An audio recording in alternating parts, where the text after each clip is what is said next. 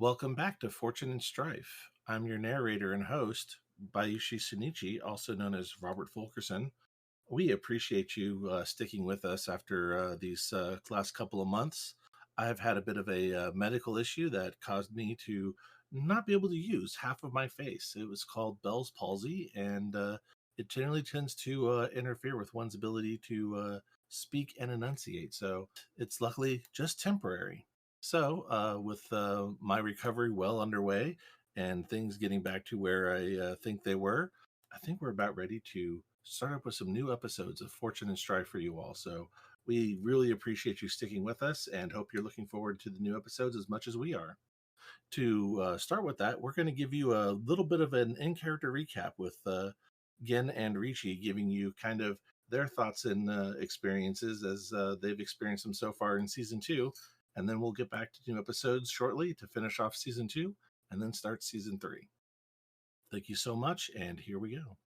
Thanks, Robert. This is Jeanne L5R. I am playing Doji Gen, and I'm super excited that you are getting better and that we can be back on the air.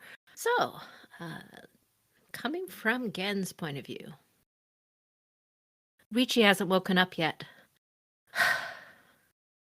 Oh, Sueno, what are we even doing here? When we heard from my dear friend Suzume Ryuji that his wife died, leaving him a young daughter, I had no idea what I was dragging you into, my love. His daughter Mariko proved to be a Nishinken, hunted by the Phoenix. But it was the Fortune Inari in the end who truly wanted her, and her agent, the Kitsune, who we had known as a friend, as Shishiro Bisho, who acted in the matter.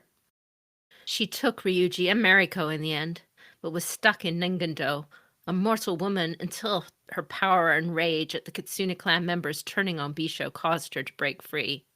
But you know all that. Still, the backlash, Sueno, that, I'm sure, is what ripped us out of the place where we were, there at Kuden Kitsune, at least as best as I could tell. It flung us into this forsaken desert beyond the edges of the Empire. You and I, Ricci, and one of the Kitsune guards, Kitsune Haate. Inari blindly sent us to the desert to die.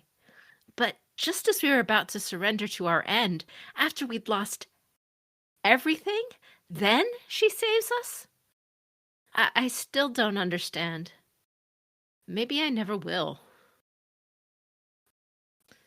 You're right, of course. We were saved. We were found by scouts from the army of the Emir Harun ibn Abbas, who, with great compassion, took us in and nursed us to health. He brought us to the capital city of these lands, Al-Zuwira, and his estates here.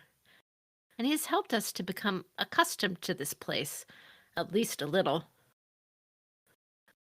We've all tried to learn their language and their ways, but it hasn't been easy.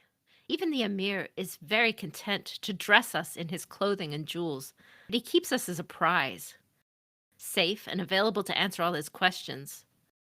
But perhaps he wishes to use us to break the unicorn monopoly on trade.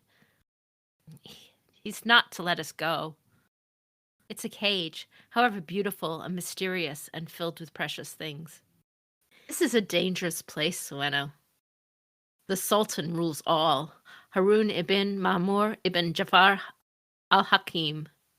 He is a decadent man. Some others here despise us as threats, or simply out of our ignorance of their ways. That must be what drove the Sultan's man, Ismail al-Farah, to try to attack me. I guess. That, or I stumbled so badly before them that I caused great offense by mistake. I can't rule it out. Ricci jumped in and challenged him to a duel, and they drew blood on each other. No winners, no losers, both were hurt. The Sultan cannot be happy to see Ricci do such to his favored one. And no one here will underestimate us anymore, Sueno.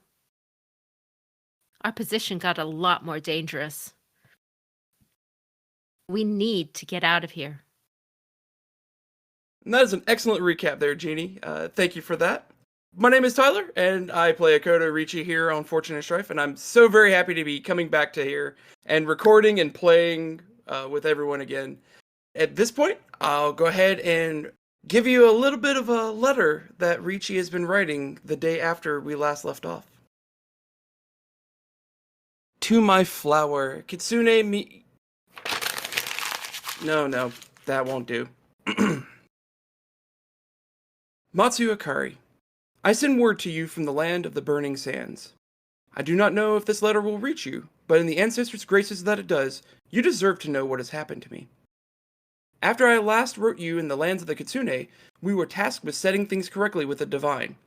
I fear I was somewhat dishonest with you in my last missive. Lady Sin was actually the fortune of rice in disguise. I was bound by divine oath to keep them safe, and for that, I apologize for my misdirection. We were alerted that our companion, Shishura Bisho, along with the Lady Sin, were captured by the Kitsune guards, and was in the process of being tortured. Myself and Doji Gen set off to rescue him and Lady Sin. We confronted the guards, and in the process, were cast about the lands. Doji Gen, Kitsune Hayate, and myself were landed into the burning sands. There, we were rescued by a passing merchant convoy headed to L5R. How do you write that again? L5R. No, that's not it either. L5R? Yeah, that's it. L5R. There, we were rescued by a passing merchant convoy headed to L5R. We were esteemed guests within Emir Harun ibn Abbas's palace. However, this is feeling more like a prison than a residential stay. We were treated with respect, but we are not allowed to wander. We are under constant guard, as if we are not to be trusted. It is very unsettling. I feel like I've grown closer to Kitsune-san. He is fairly impulsive and quick to anger. It reminds me a lot of your brother, Hiroto. However, he, as well as Gin and Sueno, are good anchors to home in this foreign land. Last night, we engaged in politics for the first time. It reminds me somewhat of imperial politics, albeit more brutal. There is a clear hierarchy between the various vassals of the ruler, the Sultan. Gen's words in their strange tongue swam through the smoke-clouded air as a koi through water. This angered one of the Sultan's lovers, and his attempt on Gen would have succeeded if it were not for my intervention. Our clash was bloody. It was also inconclusive, as the Sultan interceded upon his lover's harm. A curious culture, this one. The fight was intended to be to the death, but the Sultan stepped in. I am afraid that a blow to my head did not leave me with much more memory after that. I apparently was told that this will leave a nice scar, but I'm not so certain about that. I vow to return to the Matsu estate as soon as I am able. I do not know how long we will be stuck here. Your betrothed, Akoto Ricci.